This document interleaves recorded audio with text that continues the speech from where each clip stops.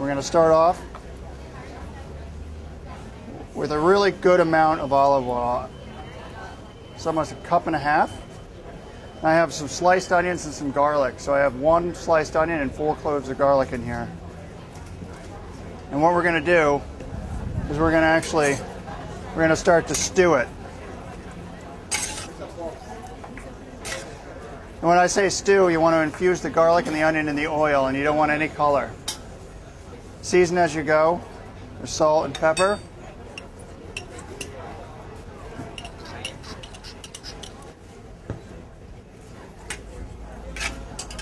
And when the onions and garlic get all nice and stewed and translucent, we're going to start to add our vegetables. So we have Cayuga beets, baby Cayuga beets, baby turnips, baby carrots, baby fennel, and we've peeled and washed all these ahead of time. And you can just remove the skin and some of the sand and grit that's on here.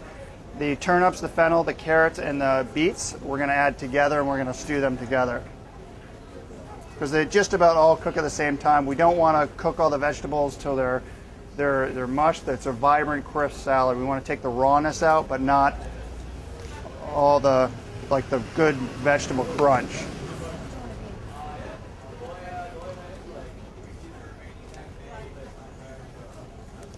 Thank you.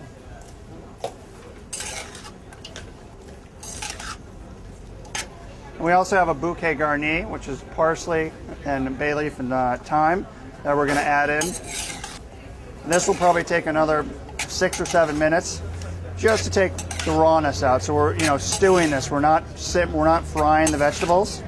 So 6 to 7 minutes go by. We're going to add our button mushrooms. I like to use a white button mushroom.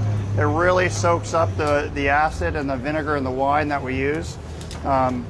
You can use a shiitake, or you can use a cremini, or any kind of oyster. I probably wouldn't use an oyster mushroom because the gills will kind of fall apart on you when you break apart. So I use a firmer textured mushrooms like a white button or cremini.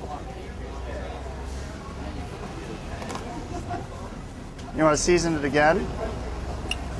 And you season at every stage of the cooking process.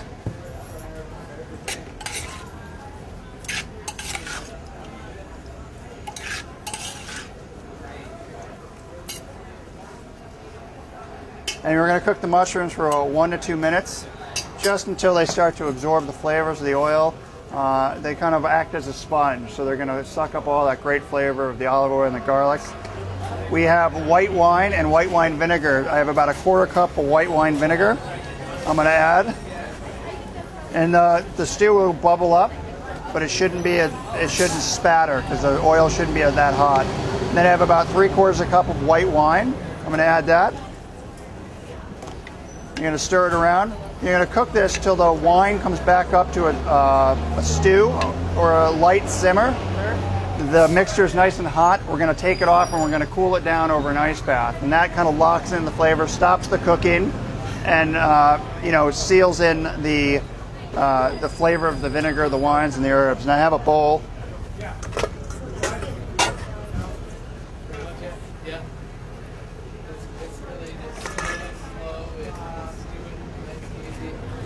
What you would do is you put this on ice, and you can see, so everything is together, all the flavors and the vinegar are together.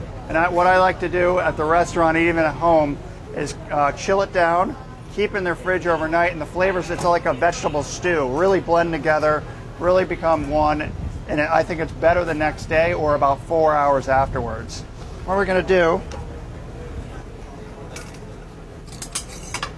is we are going to scoop a good amount of this in our strainer.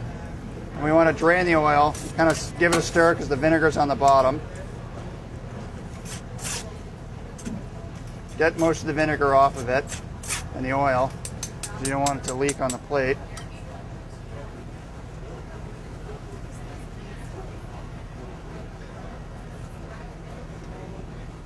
And we're going to put it in a bowl. So now we're going to add chopped parsley,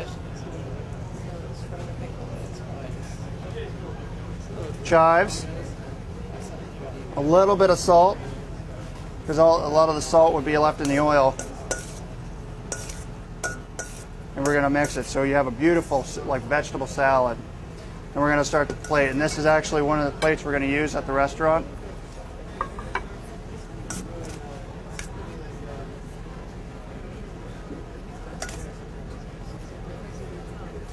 These onions are so great.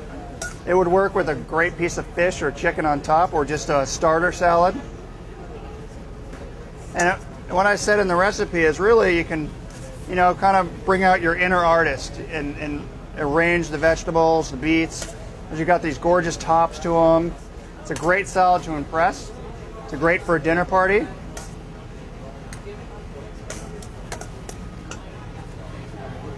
Gonna see that over here. Then we have another bowl, and we're going to take a little bit of peppercress. And I love peppercress from the farmer's market. Sienna Farms make a great one, or watercress, or anything like arugula will work great.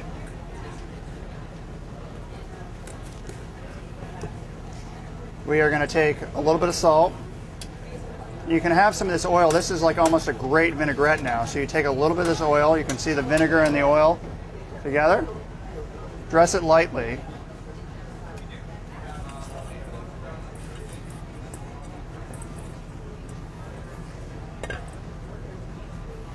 And kind of go down with it.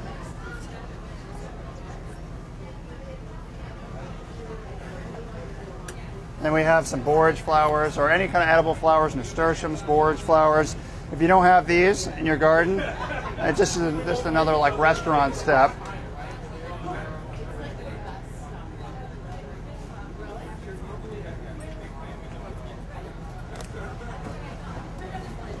Maybe a nasturtium.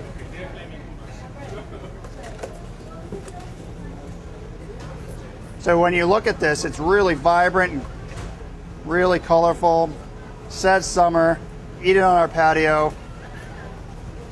And we have some crispy shallots. So these are just fried shallots with just a little bit of flour, and we soak them in buttermilk, or you can soak them in milk or any kind of liquid. Fry them lightly.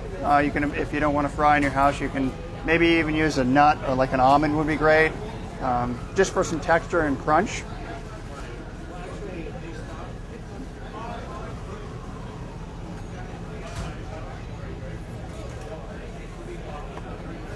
And that's it. That's the local farmer's market salad with crispy shallots and local peppercress.